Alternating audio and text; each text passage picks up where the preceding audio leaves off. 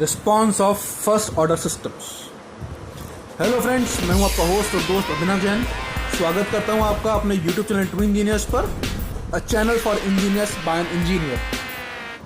जो लोग मेरे चैनल पर नए हैं उनसे रिक्वेस्ट है कि चैनल को सब्सक्राइब करें और साथ में बेल आइकन ज़रूर दबाएं, जिससे आने वाले सभी वीडियोस की नोटिफिकेशन आपको मिलते रहे। दोस्तों, जो वीडियो मैं आपके लिए लेके आया हूं उसका टॉपिक है आज response of first order system. तो इस वीडियो को शुरू करने से पहले रिक्वेस्ट है कि जो लोग ये वीडियो देख रहे हैं वो अपने साथ पेपर और पेन लेके बैठें, क्योंकि इसमें हम डेरिवेशन करेंगे। तो डेरिवेशन आपको साथ साथ मेरे साथ साथ करनी है, तो बहुत जल्दी आपको समझ में आएगी। तो चलिए शुरू करते हैं आज की वीडियो। सबसे पहले जानते हैं फर्स्ट ऑर्डर सिस्टम क्या होता है। वो सिस्टम जिसका dynamic behaviour first order differential equation से बताया जाता है उसे हम फर्स्ट ऑर्डर सिस्टम कहते हैं। यानी कि उसका बिहेवियर कौन बताता है? फर्स्ट ऑर्डर डिफरेंशियल इक्वेशन बताती है। फर्स्ट ऑर्डर सिस्टम के जो दूसरे नाम हैं या सिनोनिम्स हैं उसे हम फर्स्ट ऑर्डर लैग या सिंगल एक्सपोनेंशियल स्टेज भी कहते हैं। ट्रांसफर फंक्शन क्या होता है? ट्रांसफर फंक्शन आउटपुट और इनपुट का रेशियो होता है लाप्लास डोमेन में, यानी कि ratio of output and input in Laplace domain. ये किसी भी सिस्टम की डायनेमिक कैरेक्टरिस्टिक्स को बताता है। जीएस यानी कि transfer function is the output by input in Laplace domain. तो किसी भी सिस्टम के आपको ट्रांसफर फंक्शन डेवलप करना है तो उसके कुछ रूल्स हैं, और जिसका भी आप ट्रांसफर फंक्शन डेवलप करेंगे यही रूल्स आपको उसमें लगाने हैं। तो रूल्स क्या हैं? सबसे पहले हमें अनस्टेडी स्टेट बैलेंस लगाना है, चाहे वो मास बैलेंस हो, हीट बैलेंस हो या मोमेंटम बैलेंस हो, डिपेंड करता है हमारे सिस्टम पे। तो सबसे पहले अनस्टेडी स्टेट बैलेंस और स्टेप 2 में स्टेडी स्टेट बैलेंस। उसके बाद क्या करना है? थर्ड स्टेप में हमें सबट्रैक्ट करना है अनस्टेडी स्टेट बैलेंस में से स्टेडी स्टेट इक्वेशन को। जो हमने फर्स्ट के 2 स्टेप्स है उनको आपस में सबट्रैक्ट करना है। इसके बाद क्या करना है? हमें उसका लाप्लास डोमेन लेना है रिजल्टिंग इक्वेशन का, और लास्ट स्टेप में उसको हमें आउटपुट बाय इनपुट में, यानी कि एक तरफ आउटपुट बाय इनपुट रहेगा और दूसरी साइड बाकी सब कुछ रहेगा। तो आउटपुट बाय इनपुट का रेशियो क्या हो गया हमारा? Transfer function. यानी कि हमें आउटपुट बाय इनपुट यानी कि ट्रांसफर फंक्शन हमें उसका मिल जाएगा, जो भी राइट हैंड साइड पे होगा वो। तो फर्स्ट ऑर्डर सिस्टम का हम ले रहे हैं एग्जांपल मरकरी थर्मामीटर, जिसके अंदर हमारा मरकरी फील्ड है और इसको हम यूज कर रहे हैं फ्लूइड का टेम्परेचर मेजर करने के लिए। उस मरकरी के चारों तरफ एक ग्लास की वॉल लगी हुई है। थर्मामीटर की जो रीडिंग है वो y है, और यानी कि जो टेम्परेचर शो कर रहा है वो y शो कर रहा है, और फ्लूइड का टेम्परेचर हमारा x है। तो इसमें हमने कुछ बेसिक अजम्पशंस माने हैं। सबसे पहले माना कि जितना भी रेजिस्टेंस होगा हीट ट्रांसफर में वो फिल्म में होगा, यानी कन्वेक्टिव हीट ट्रांसफर होगा। हमने कंडक्टिव हीट ट्रांसफर को हमने नेग्लेक्ट कर दिया। थर्मल कैपेसिटी जो है वो सिर्फ मरकरी में होगी। मरकरी का जो टेम्परेचर होगा वो थ्रू आउट यूनिफॉर्म होगा। और फोर्थ अजम्पशन माना हमने, जो ग्लास वॉल है मरकरी जिसमें है वो एक्सपेंड नहीं करेगी, यानी एक्सपेंशन ऑफ ग्लास वॉल हमने 0 मान लिया। तो उम्मीद है सबका पेपर पेन रेडी होगा, क्योंकि हम ट्रांसफर फंक्शन की डेरिवेशन शुरू करने वाले हैं। तो first step unsteady state balance, input minus output is rate of change, ये हमारी बैलेंस इक्वेशन होती है। कन्वेक्टिव हीट ट्रांसफर है तो न्यूटन्स लॉ ऑफ कूलिंग कहता है heat transfer is HA delta T। तो HA हमारा, H is film coefficient of heat transfer, A is the surface area of bulb, और डेल्टा T यानी कि X माइनस Y।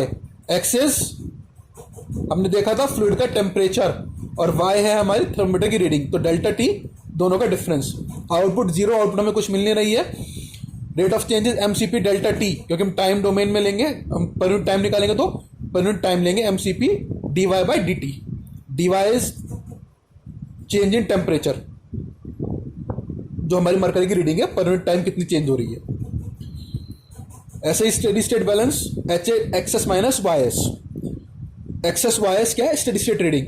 जब स्टेडी स्टेट आ जाएगी तो रेट ऑफ चेंज तो उसमें कुछ होगा नहीं, चेंज तो कुछ होगा ही नहीं उसमें, ठीक है, तो वो 0 हो जाएगी। क्योंकि हम रेट की बात कर रहे हैं तो हमने पीछे भी टाइम से डिवाइड किया था, लेकिन यहां पर क्या है, चेंज जो है वो हमारा स्टेडी स्टेट में 0 हो जाएगा। तो steady state is HA access minus YS। Third step क्या था हमारा? दोनों का सब्ट्रैक्शन। तो हमने दोनों को सब्ट्रैक्ट किया, HA X minus X S minus Y minus Y S. Equal to M C P D Y minus Y S by D T. अब ये कहेंगे कि सर राइट साइड में वाई एस कहाँ से आ गया, इसमें हमने क्योंकि होना चाहिए था ये M C P D Y by D T है, लेकिन इसमें हमने क्या किया, वाई एस को सब्ट्रैक्ट किया है, क्योंकि डिफरेंशियल क्या होगा वाई एस का, क्योंकि वाई एस एक कॉन्स्टेंट चीज़ है तो डिफरेंशियल क्या हो जाएगा, जीरो हो जाएगा उसका। तो हमने एक आगे, क्योंकि हमें इसकी ज़रूरत पड़ेगी, एक सिंप्लिसिटी के लिए हमने D Y minus Y S हमने इसको लिया है। मैंने नोट में लिखा भी है कि D Y minus Y S by D T is D Y by D T, क्योंकि वाई एस एक कॉन्स्टेंट वैल्यू है। हमने माना जो x माइनस एक्स एस है वो कैपिटल एक्स मान लिया, और y माइनस वाई एस को हमने कैपिटल वाई मान लिया। तो हमारी जो इक्वेशन आई वो हमारी आएगी H A X minus Y is equal to M C P D Y by D T, और x माइनस वाई यानी input minus output is equal to M C P by H A into D Y by D T. ये हमारी equation आ गई। यहाँ पे हमारा third step पूरा हुआ। फोर्थ स्टेप था हमारा टेकिंग लाप्लास ट्रांसफॉर्म। तो हमने इसका लाप्लास ट्रांसफॉर्म लिया। तो x का Laplace transform X S, y का Y S, M C P H A common, D Y by D T का एस वाई एस, क्योंकि वन अपॉन टाइम का क्या होगा एस होगा और वो वाई एस हो जाएगा। फिफ्थ स्टेप में क्या था, आउटपुट और इनपुट में अरेंज करना है उसे।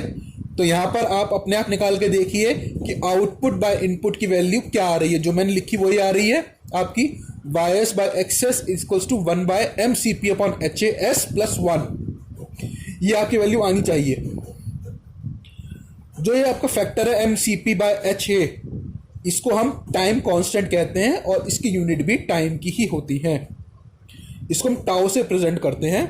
तो जो ट्रांसफर फंक्शन आएगा हमारा वो आएगा Y S by X S equals to 1 upon tau S plus 1। ये जो टाउ है ये टाइम कांस्टेंट है। ये मेजर करता है कि कोई भी सिस्टम कितनी जल्दी रिस्पॉन्स देता है, how fast with the system response. Time constant की वैल्यू जितनी कम होगी हमारा सिस्टम उतनी जल्दी ही रिस्पॉन्स देगा, उतनी जल्दी हमारा रिस्पॉन्सिव होगा। टाउ को हम डेड टाइम भी कहते हैं और डायनेमिक लैग भी कहते हैं, डेड टाइम या डायनेमिक लैग। इसके बाद आते हैं हम standard form first order system की। हमने पढ़ा था Y S by X S equals to 1 upon tau S plus 1। ये हमारे मरकरी थर्मोमीटर की हमारी इक्वेशन आई थी। लेकिन इसमें आप देख रहे हैं कि हमारा 1 की जगह हमारा के है। के क्या है, स्टेडी स्टेट गेन है। ये स्टैंडर्ड फॉर्म है। के की वैल्यू 1 भी हो सकती है, कुछ भी हो सकती है, डिपेंडिंग ऑन द सिस्टम। तो इस सिस्टम की इंपॉर्टेंट कैरेक्टरिस्टिक क्या है, जो डिनोमिनेटर है वो हमेशा टाउ एस प्लस 1 रहेगा। कोफिशिएंट जो है एस टर्म का वो डिनोमिनेटर में वो टाउ ही रहेगा, वो टाइम कांस्टेंट ही रहेगा। और जो के है that is steady state gain. तो आप मेरे साथ साथ अगर ये डेरिवेशन करके चले हैं तो आपको जल्दी से समझ में आएगा। उम्मीद है कि वीडियो आपको पसंद आई होगी।